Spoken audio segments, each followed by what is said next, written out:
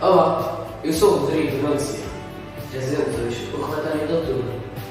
Voltamos a aquecer em relação ao normal.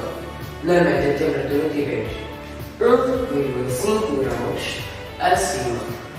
Em relação à máxima, baixamos uma décima. E o grande destaque vai de novo para a média das mínimas, com 3,8 graus acima. Nas mínimas, todos os meses do ano tivemos acima do normal. Relativamente à precipitação, a meio do mês já tínhamos atingido os valores normais. No final do mês, verificámos uma diferença superior a 53% de chuva.